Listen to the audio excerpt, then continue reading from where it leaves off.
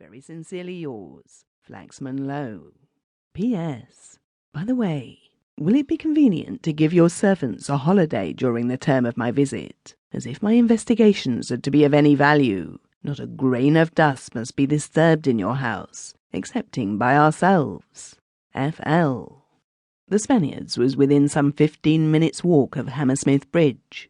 Set in the midst of a fairly respectable neighbourhood, it presented an odd contrast to the commonplace dullness of the narrow streets crowded about it. As Flaxman Low drove up in the evening light, he reflected that the house might have come from the back of beyond. It gave the impression of something old-world and something exotic. It was surrounded by a 10-foot wall, above which the upper story was visible, and Low decided that this intensely English house still gave some curious suggestion of the tropics. The interior of the house carried out the same idea, with its sense of space and air, cool tints and wide matted passages. "So, you have seen something yourself since you came," Low said as they sat at dinner, for Houston had arranged that meals should be sent in for them from an hotel. "I've heard tapping up and down the passage upstairs. It is an uncarpeted landing, which runs the whole length of the house. One night, when I was quicker than usual, I saw what looked like a bladder disappear into one of the bedrooms. Your room it is to be, by the way, and the door closed behind it," replied Houston discontentedly. "The usual meaningless antics of a ghost." "What had the tenants who lived here to say about it?" went on Low.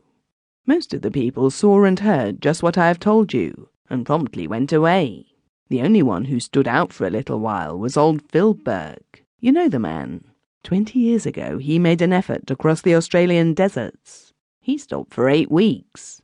When he left, he saw the house agent, and said he was afraid he had done a little shooting practice in the upper passage, and he hoped it wouldn't count against him in the bill, as it was done in defence of his life. He said something had jumped onto the bed and tried to strangle him. He described it as cold and glutinous, and he pursued it down the passage, firing at it. He advised the owner to have the house pulled down, but of course my cousin did nothing of the kind.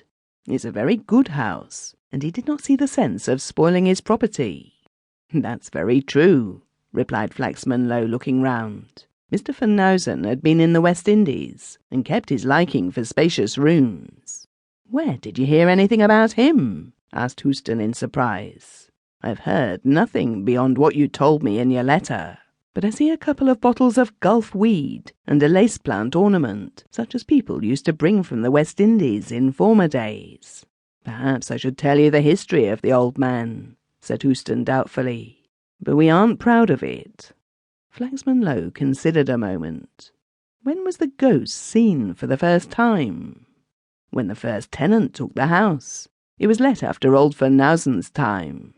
"Then it may clear the way if you will tell me something of him." "He owned sugar plantations in Trinidad, where he passed the greater part of his life, while his wife mostly remained in England. Incompatibility of temper, it was said. When he came home for good and built this house, they still lived apart, my aunt declaring that nothing on earth would persuade her to return to him. In course of time he became a confirmed invalid, and then he insisted on my aunt joining him. She lived here for perhaps a year, when she was found dead in bed one morning, in your room." "What caused her death?" "She had been in the habit of taking narcotics, and it was supposed that she smothered herself while under their influence." "That doesn't sound very satisfactory," remarked Flaxman Low.